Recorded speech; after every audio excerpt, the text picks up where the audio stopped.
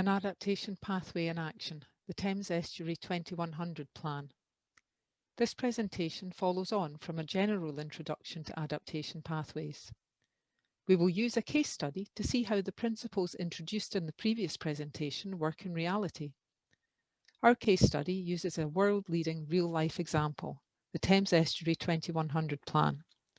The presentation will serve to introduce the adaptation pathway in the plan to those working in the Thames Estuary, and we hope that it will help organisations and communities elsewhere think about what to consider for their own adaptation projects. The Thames Estuary 2100 Plan sets out how the Environment Agency and its partners can work together to manage tidal flood risk in the Thames Estuary, adapt to a changing climate, and plan for the future of the riverside today and into the next century. The plan will affect not just the tidal River Thames itself, but its tidal tributaries and its floodplain too. As well as managing flood risk, the plan aims to improve the riverside environment, protect the social, cultural and commercial value of the estuary, and enhance and restore the estuarine ecosystems. Amy Pryor from the Thames Estuary Partnership explains why this approach works for people and wildlife. If we are to navigate the uncertainty of the climate crisis and enable resilient Thames communities, we need to work collaboratively and inclusively based on sound climate science. The plan enables us to do so by planning adaptively for changing climate projections and including nature-based solutions. We ensure that Thames communities will benefit not only from increased security, but also from better places to live and work, whilst making space for wildlife to thrive on land and in the water. If we work together, adapting as we know more, we will ensure future generations will be resilient and ready to weather whatever may come their way. The plan covers the whole extent of the tidal Thames, starting at Teddington in West London, running right through central London and out through Essex and Kent to the North Sea at Sheerness and Shoeburyness. The communities, businesses and buildings in the floodplain are at risk of tidal flooding, which is managed using a complex network of defences along both banks, including 9 major barriers, over 300 kilometres of walls and embankments, and hundreds of other structures, such as floodgates, outfalls and pumps.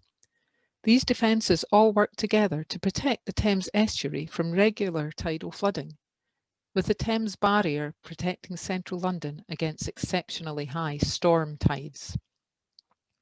Climate change, population growth and ageing flood defences mean that tidal flood risk will increase over time, unless the risk is carefully managed.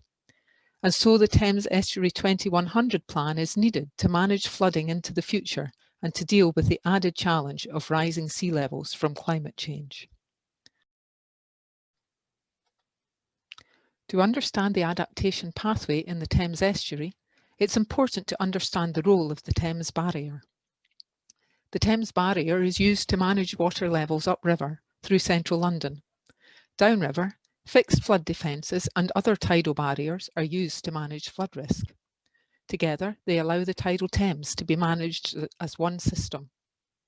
The Thames Barrier consists of a set of movable gates that lie flush with the riverbed when the barrier is open. When the barrier is closed, the gates rotate into a vertical position, stopping the high tide from moving upriver beyond the barrier. Let's take a closer look at how this affects water levels. In this diagram, the barrier gate in black lies flush with the riverbed, so the barrier is open. The water level is the same upstream and downstream and fluctuates every day with the tides. The upstream defences are effective against the majority of high tides. As sea levels rise, however, tides will be higher than they are now, so the upstream defences will need to be raised up higher to avoid flooding on most high tides when the barrier is open. When the barrier is closed, the gates swing upwards to prevent very high tides, or storm tides, from coming upriver. These storm tides would overwhelm the upstream defences, which are designed for normal tidal levels.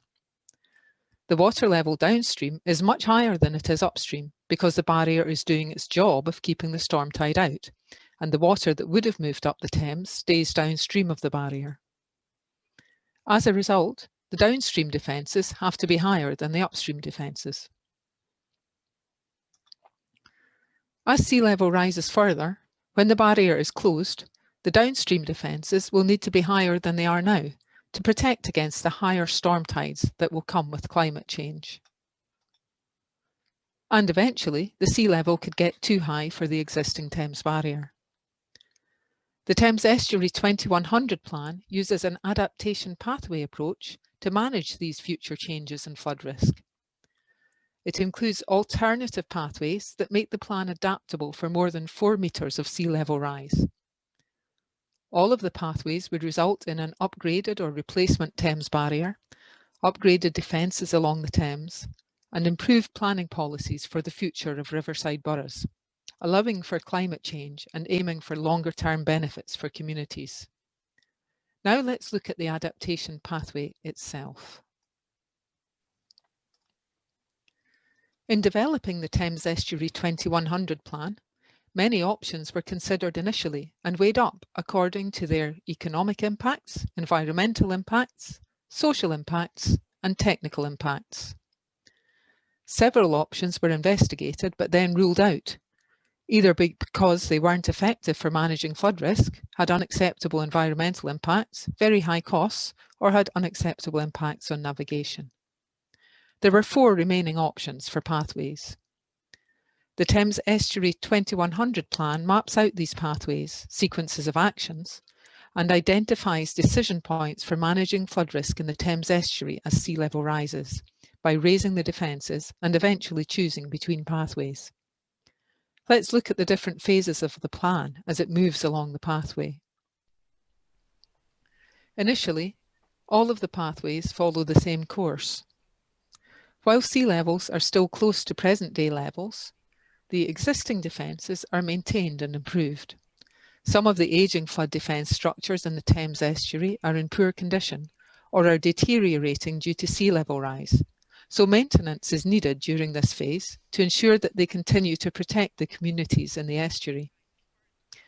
As sea level rises further, the storm tides will be higher. Before sea level crosses the threshold where storm tides would go over the top of the defences, the downstream defences will have to be raised in height. Note that this applies to many, but not all of the downstream defences. At this stage, the Thames Barrier is still high enough to protect central London, so no upstream defence raising is required. The second and third thresholds are likely to be reached in quick succession and will require decisions to be taken at the same time. One threshold is the sea level that would result in the Thames Barrier having to close too often to prevent the highest normal tides, not just storm tides, going over the top of the upstream defences. It will not be possible to maintain the barrier properly if it closes too frequently, and it could become unreliable. The other threshold is the level where a storm tide would go over the top of the existing Thames Barrier, requiring a major intervention to decide on the future of the Thames Barrier and implement the decision. The decision will be based on both cost-benefit analysis and environmental impact assessment.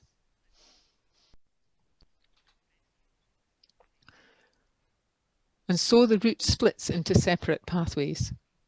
If the Thames Estuary is facing rapid sea level rise towards the upper bounds of current predictions, it is likely that a barrier with locks will be the best option at this stage. It would function quite differently from the existing barrier, since it would be designed to close on many high tides as well as storm tides. Because it would be closed so often, locks would be needed to allow boats through.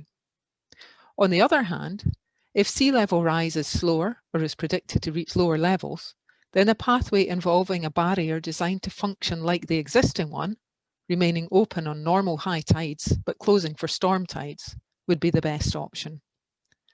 In this case, the fixed flood defences upstream need to be raised to cope with the higher tides. And the future of the barrier could involve either improvements to the existing barrier itself, tidal flood storage, as well as a newer improved Thames Barrier. Flood storage areas would store tidal waters and reduce the level during storms. or a new barrier in a new location, farther downstream than the current barrier. No matter which of the 4 pathways is taken, it will be accompanied by a second phase of raising the downstream defences. And later, a second stage of raising the upstream defences may be needed as sea level continues to rise towards a new threshold where the barrier would again have to start closing on normal high tides. Raising the upstream and downstream defences will reshape the riverside, creating big opportunities to make it more attractive, accessible, and a better place for wildlife to thrive. But it will not be advisable to raise the upstream defences by more than 1 metre in total. So after the second stage of upstream defence raising, when another threshold starts to approach where sea level would result in too many barrier closures, the last step along the pathway will be to convert the barrier to one with locks that is designed to close on normal high tides. Each threshold has a decision point several years, even decades, in advance of the threshold, because there's a long lead-in time for work of this nature. It can't all be done at once, and time is needed for design and construction, so that the work can be completed in time. Not only are there different pathways, but the timings adapt too. The published plan includes deadlines by which the interventions will be needed. But it's important to understand that the dates in the plan are based on the rate of change in sea level set out in the climate change projections. If new climate change projections or monitoring of the actual rate of change in sea level show that things are changing more rapidly or more slowly, then those decision dates could change significantly.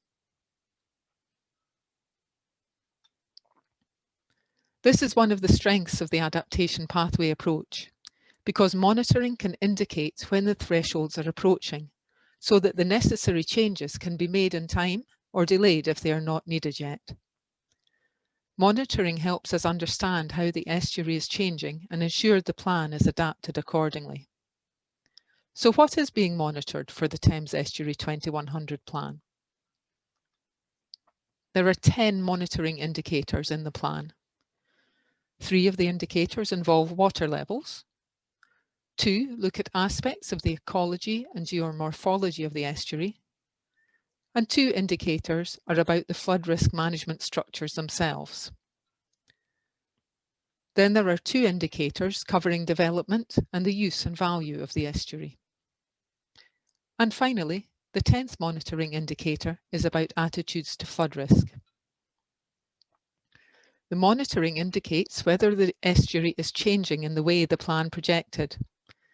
If it is not, the interventions recommended in the plan may be needed at an earlier or later date.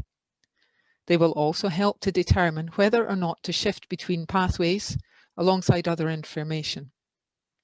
And the indicators also help to identify changes that may positively or adversely affect the ability to deliver the plan.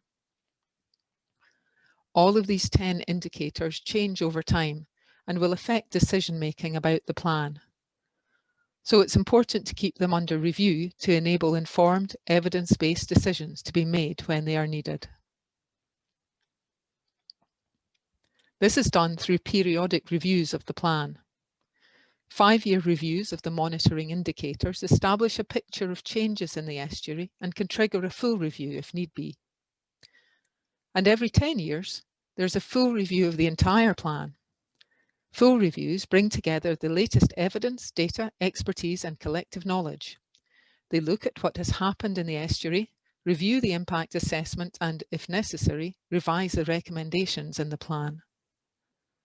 The review results in the publication of an updated plan, drawn up by the Environment Agency, working collaboratively with the public and partner organisations and landowners along the Thames Estuary.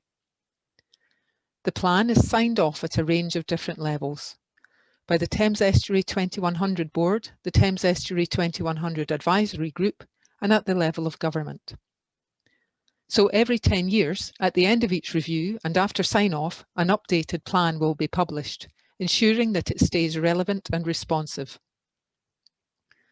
Reviewing, funding and putting the plan into practice over the course of many decades is a collaborative effort between many landowners, organisations and the communities they serve.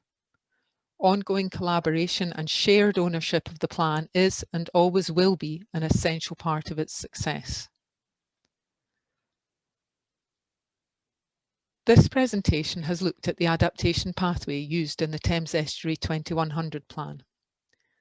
The pathways in the plan lay out alternative courses of action to protect communities in the Thames Estuary from flooding into the next century and beyond, enhancing the riverside environment and taking the right steps at the right time to adapt to changes in sea level resulting from climate change. We hope that it has helped stakeholders in Thames Estuary understand the pathway in the plan, and we hope that this example will help others working elsewhere consider how to select options for different climate scenarios, assess their impacts, identify thresholds, determine decision points, monitor and review as they develop their own adaptation projects. Using the adaptation pathway approach, together we can plan confidently to face the challenge of an uncertain future and adapt to climate change. To find out about progress and reviews of the plan as they happen, follow the plan on Twitter or email Thames Estuary 2100 at environment-agency.gov.uk.